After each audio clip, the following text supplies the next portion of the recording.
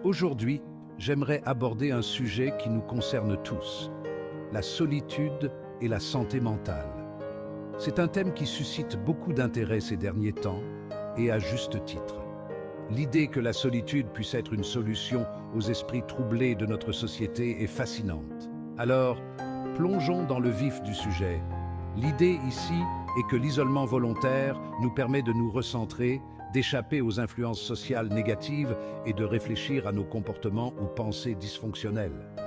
Pour certains, la solitude est un refuge contre la pression sociale, la compétition ou le jugement. Elle offre une chance de se reconnecter avec soi-même et de trouver un équilibre mental. Mais ne tirons pas de conclusions hâtives. Il est important de nuancer cette idée. La solitude peut être une arme à double tranchant. D'un côté, une solitude choisie peut être constructive et bénéfique. D'un autre côté, l'isolement forcé peut exacerber des problèmes de santé mentale, comme la dépression et l'anxiété. Alors, quelle est la différence entre les deux? La solitude volontaire, c'est lorsque vous choisissez de passer du temps seul, et cela peut être incroyablement valorisant. C'est une décision consciente de prendre du recul par rapport à l'agitation ambiante, de donner une pause à votre esprit.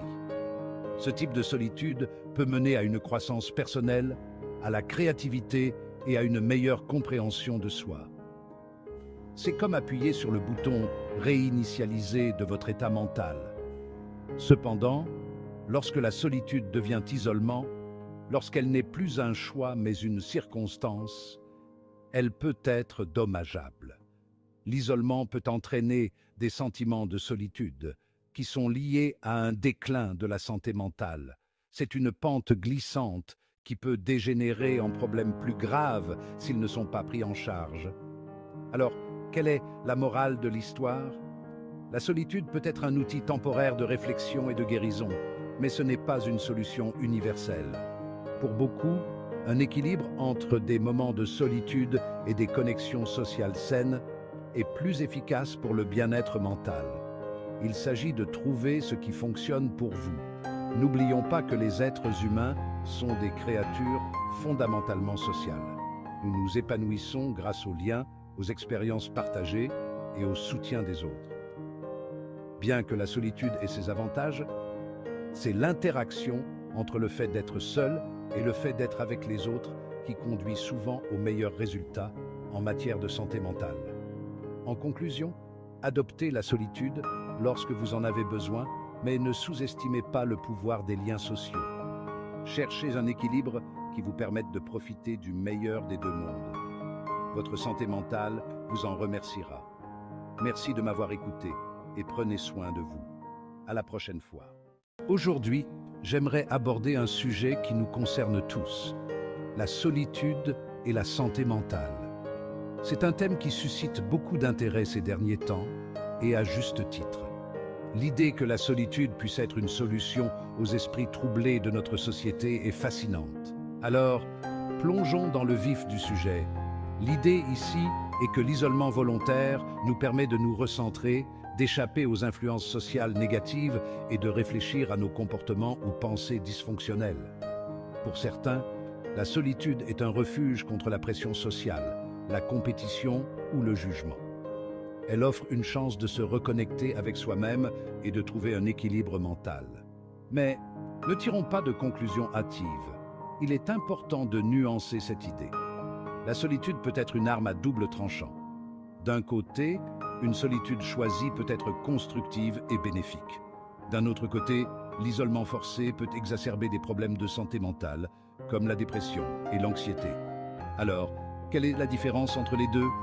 La solitude volontaire, c'est lorsque vous choisissez de passer du temps seul, et cela peut être incroyablement valorisant. C'est une décision consciente de prendre du recul par rapport à l'agitation ambiante, de donner une pause à votre esprit. Ce type de solitude peut mener à une croissance personnelle, à la créativité et à une meilleure compréhension de soi. C'est comme appuyer sur le bouton « Réinitialiser » de votre état mental. Cependant, lorsque la solitude devient isolement, lorsqu'elle n'est plus un choix mais une circonstance, elle peut être dommageable. L'isolement peut entraîner des sentiments de solitude qui sont liées à un déclin de la santé mentale. C'est une pente glissante qui peut dégénérer en problèmes plus graves s'ils ne sont pas pris en charge. Alors, quelle est la morale de l'histoire? La solitude peut être un outil temporaire de réflexion et de guérison, mais ce n'est pas une solution universelle.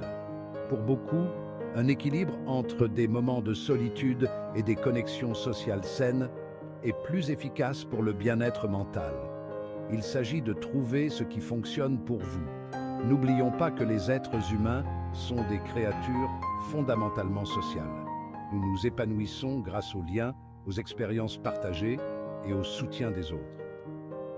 Bien que la solitude ait ses avantages, c'est l'interaction entre le fait d'être seul et le fait d'être avec les autres qui conduit souvent aux meilleurs résultats en matière de santé mentale. En conclusion, adoptez la solitude lorsque vous en avez besoin, mais ne sous-estimez pas le pouvoir des liens sociaux. Cherchez un équilibre qui vous permette de profiter du meilleur des deux mondes. Votre santé mentale vous en remerciera. Merci de m'avoir écouté et prenez soin de vous. À la prochaine fois. Aujourd'hui, j'aimerais aborder un sujet qui nous concerne tous, la solitude et la santé mentale. C'est un thème qui suscite beaucoup d'intérêt ces derniers temps, et à juste titre. L'idée que la solitude puisse être une solution aux esprits troublés de notre société est fascinante. Alors, plongeons dans le vif du sujet. L'idée ici est que l'isolement volontaire nous permet de nous recentrer, d'échapper aux influences sociales négatives et de réfléchir à nos comportements ou pensées dysfonctionnelles. Pour certains, la solitude est un refuge contre la pression sociale, la compétition ou le jugement. Elle offre une chance de se reconnecter avec soi-même et de trouver un équilibre mental. Mais ne tirons pas de conclusions hâtives. Il est important de nuancer cette idée. La solitude peut être une arme à double tranchant. D'un côté, une solitude choisie peut être constructive et bénéfique. D'un autre côté, l'isolement forcé peut exacerber des problèmes de santé mentale, comme la dépression et l'anxiété. Alors, quelle est la différence entre les deux? La solitude volontaire, c'est lorsque vous choisissez de passer du temps seul, et cela peut être incroyablement valorisant. C'est une décision consciente de prendre du recul par rapport à l'agitation ambiante, de donner une pause à votre esprit. Ce type de solitude peut mener à une croissance personnelle, à la créativité et à une meilleure compréhension de soi. C'est comme appuyer sur le bouton « Réinitialiser » de votre état mental. Cependant, lorsque la solitude devient isolement, lorsqu'elle n'est plus un choix mais une circonstance, elle peut être dommageable. L'isolement peut entraîner des sentiments de solitude qui sont liés à un déclin de la santé mentale. C'est une pente glissante qui peut dégénérer en problèmes plus graves s'ils ne sont pas pris en charge. Alors, quelle est la morale de l'histoire? La solitude peut être un outil temporaire de réflexion et de guérison, mais ce n'est pas une solution universelle. Pour beaucoup, un équilibre entre des moments de solitude et des connexions sociales saines est plus efficace pour le bien-être mental. Il s'agit de trouver ce qui fonctionne pour vous. N'oublions pas que les êtres humains sont des créatures fondamentalement sociales. Nous nous épanouissons grâce aux liens, aux expériences partagées et au soutien des autres. Bien que la solitude ait ses avantages, c'est l'interaction entre le fait d'être seul et le fait d'être avec les autres qui conduit souvent aux meilleurs résultats en matière de santé mentale. En conclusion, adoptez la solitude lorsque vous en avez besoin, mais ne sous-estimez pas le pouvoir des liens sociaux. Cherchez un équilibre qui vous permette de profiter du meilleur des deux mondes. Votre santé mentale vous en remerciera. Merci de m'avoir écouté et prenez soin de vous. À la prochaine fois. Aujourd'hui, j'aimerais aborder un sujet qui nous concerne tous, la solitude et la santé mentale. C'est un thème qui suscite beaucoup d'intérêt ces derniers temps, et à juste titre. L'idée que la solitude puisse être une solution aux esprits troublés de notre société est fascinante. Alors, plongeons dans le vif du sujet. L'idée ici est que l'isolement volontaire nous permet de nous recentrer, d'échapper aux influences sociales négatives et de réfléchir à nos comportements ou pensées dysfonctionnelles.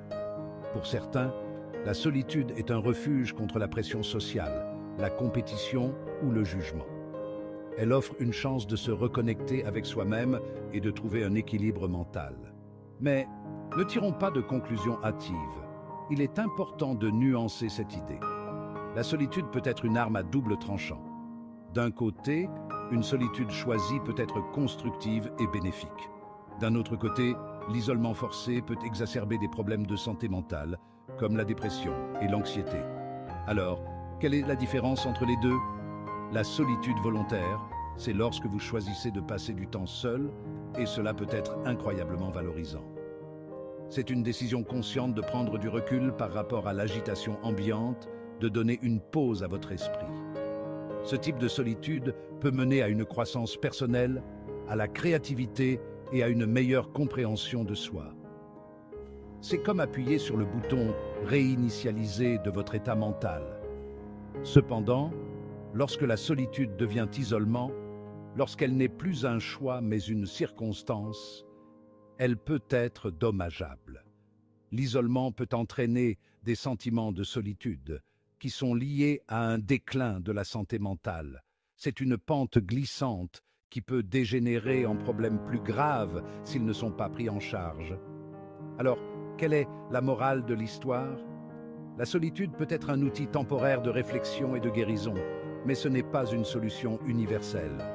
Pour beaucoup, un équilibre entre des moments de solitude et des connexions sociales saines est plus efficace pour le bien-être mental. Il s'agit de trouver ce qui fonctionne pour vous. N'oublions pas que les êtres humains sont des créatures fondamentalement sociales. Nous nous épanouissons grâce aux liens, aux expériences partagées et au soutien des autres. Bien que la solitude ait ses avantages, c'est l'interaction entre le fait d'être seul et le fait d'être avec les autres qui conduit souvent aux meilleurs résultats en matière de santé mentale. En conclusion, adoptez la solitude lorsque vous en avez besoin, mais ne sous-estimez pas le pouvoir des liens sociaux. Cherchez un équilibre qui vous permette de profiter du meilleur des deux mondes. Votre santé mentale vous en remerciera. Merci de m'avoir écouté et prenez soin de vous. À la prochaine fois.